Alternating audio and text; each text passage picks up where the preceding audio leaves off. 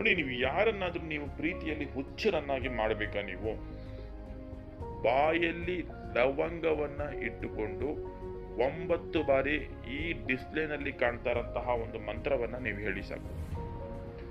ಅವರು ಎಲ್ಲೇ ಇರಲಿ, ಯಾವ ಸ್ಥಾನದಲ್ಲೇ ಇರಲಿ, ಯಾವುದೇ ಒಂದು ವಿಚಾರ ಎಲ್ಲೇ ಎಷ್ಟೇ ದೂರದಲ್ಲಿದ್ರೂ ಕೂಡ ಅವರು ನಿಮ್ಮ ಬಳಿ ಬಂದು ನಿಮ್ಮ ಒಂದು ಪ್ರೀತಿಯ ಒಂದು ಸೆಳೆತಕ್ಕೆ ಅವರು ಒಳಗಾಗ್ತಾರೆ ವೀಕ್ಷಕರೇ.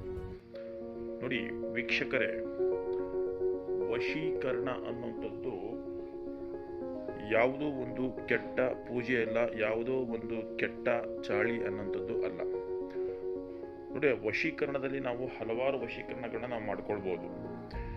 ಧನ ವಶೀಕರಣ, ಸ್ತ್ರೀ ವಶೀಕರಣ, ಪುರುಷ ವಶೀಕರಣ, ದ್ರವ್ಯ ವಶೀಕರಣ, ಹೀಗೆ ವಶೀಕರಣದಲ್ಲಿ ಹಲವಾರು ವಿಧಾನಗಳಿದೆ ವೀಕ್ಷಕರೇ. ಇವತ್ತು ಈಗ ನಾನು ತಿಳಿಸ್ತಾ ಇರುವಂತಹ ಈ ವಿಷಯದಲ್ಲಿ ಸ್ತ್ರೀ ಅಥವಾ ಪುರುಷ ಅಂದ್ರೆ ನಾವು ಇಷ್ಟಪಟ್ಟಂತಹವರನ್ನ ಹೇಗೆ ವಶಪಡಿಸ್ಕೊಳ್ಬಹುದು, ನಮ್ಮ ಒಂದು ಪ್ರೀತಿಯ ಬಲೆಯಲ್ಲಿ ಹೇಗೆ ಅವ್ರನ್ನ ಸುಲಭವಾಗಿ ಅವ್ರನ್ನ ಪಡಿಬಹುದು ಎಂಬಂತಹ ವಿಷಯವನ್ನ ನಾನು ನಿಮಗೆ ತಿಳಿಸ್ಕೊಡ್ತೀನಿ ವೀಕ್ಷಕರೇ.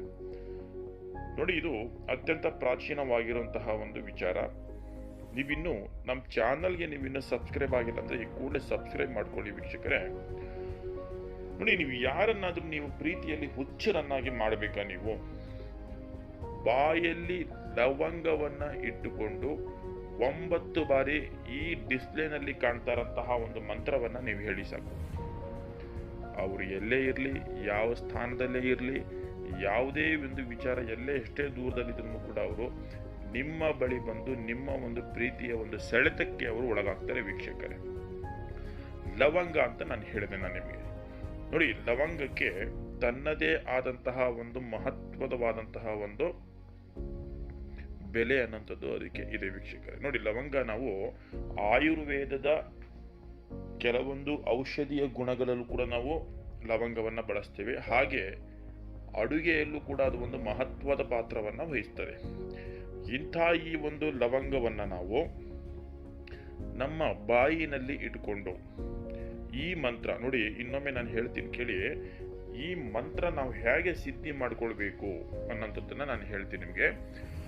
ಮಂತ್ರ ಪಠಣೆ ಅಂದ್ರೆ ಏಕಾಗ್ರತೆ, ಅಂದ್ರೆ ಮನಸ್ಸು ಚಂಚಲ ಆಗದ ಹಾಗೆ ಏಕಾಗ್ರತೆಯಿಂದ ನಾವು ಈ ಮಂತ್ರವನ್ನ, ನೋಡಿ ನಾನು ಹೇಳ್ತೀನಿ ಮಂತ್ರನ, ಓಂ ನಮೋ ಕಾಮಾಕ್ಷಿ ದೈವೈ ಮೇದಕಂ ಕುರುಗುರು ಸ್ವಾಹ. ಈ ಮಂತ್ರವನ್ನ ಮೊದಲು ನೀವು ಅದನ್ನ ಸಿದ್ಧಿ ಮಾಡ್ಕೊಳ್ಬೇಕು. ಮಂತ್ರವನ್ನ ಸಿದ್ಧಿ ಮಾಡ್ಕೊಳ್ಳೋದು ಹೇಗೆ ಅಂತ ನೀವು ಕೇಳಬಹುದು. ನೀವು ನೋಡಿ, ನಾನು ಹೇಳ್ತೀನಿ ಕೇಳಿ ವೀಕ್ಷಕರೇ. ಏಕಾಗ್ರತೆಯಿಂದ ಈ ಮಂತ್ರವನ್ನ ನೀವು 9 ಬಾರಿ ಅಥವಾ 18 ಬಾರಿ ಅಥವಾ 27 ಬಾರಿ ಅಥವಾ 108 ಬಾರಿ ನೀವು ಜಪ ಅಂದ್ರೆ ಪಠಣೆಯನ್ನ ನೀವು ಮಾಡ್ಬೇಕು. ಮನಸ್ಸಿನಲ್ಲಿ ಅದನ್ನ ನೀವು ಪಠಣೆಯನ್ನ ಮಾಡ್ಕೊಳ್ಬೇಕಾಗ್ತದೆ. ಹೀಗೆ ಈ ಮಂತ್ರವನ್ನ ನೀವು ಒಂದು 108 ಬಾರಿ ಅಥವಾ ನಿಮ್ಗೆ ಅಷ್ಟು ಸಾಧ್ಯ ಆಗದಿದ್ರು ಕೂಡ ಒಂದು 27 ಬಾರಿ ಅಥವಾ ಒಂದು 18 ಬಾರಿ ಆದ್ರೂ ನೀವು ಈ ಮನಸ್ಸಿನಲ್ಲಿ ನೀವು ಈ ಮಂತ್ರವನ್ನ ಪಠಣೆಯನ್ನ ಮಾಡಿಕೊಂಡು ನೀವು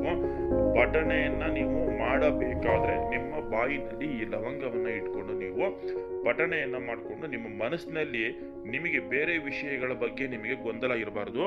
ನೀವು ಇಷ್ಟಪಟ್ಟಂತಹ ವ್ಯಕ್ತಿ ಮಾತ್ರ ನಿಮ್ಮ ಮನಸ್ಸಿನಲ್ಲಿ ಇರಬೇಕು. ಹಾಗೆ ನಿಮ್ಮ ಮನಸ್ಸಿನಲ್ಲಿ ಆ ವ್ಯಕ್ತಿಯನ್ನು ಇಟ್ಕೊಂಡು ನೀವು ಈ ಮಂತ್ರವನ್ನ ಪಠಣೆಯನ್ನ ಮಾಡಿ ನೋಡಿ ವೀಕ್ಷಕರೇ. ನೀವು ಯಾರು ನೀವು ಬಿಟ್ಟು ಹೋಗಿರ್ತಾರೆ ನಿಮ್ಮನ್ನ, ಅಂತಹವರು ಸುಲಭವಾಗಿ ನಿಮ್ಮ ದಾರಿಗೆ ಬರ್ತಾರೆ. ನಿಮ್ಮ ಹಿಂದೆ ಹುಚ್ಚರಂತೆ ಅವರು ಅಲಿತಾರೆ ವೀಕ್ಷಕರೇ. ಕೆಟ್ಟದ್ದಕ್ಕೆ ಮಾಡಬೇಡಿ, ಒಂದು ಒಳ್ಳೆ ಉದ್ದೇಶ ಇಟ್ಟುಕೊಂಡು ಮಾಡಿ ವೀಕ್ಷಕರೇ.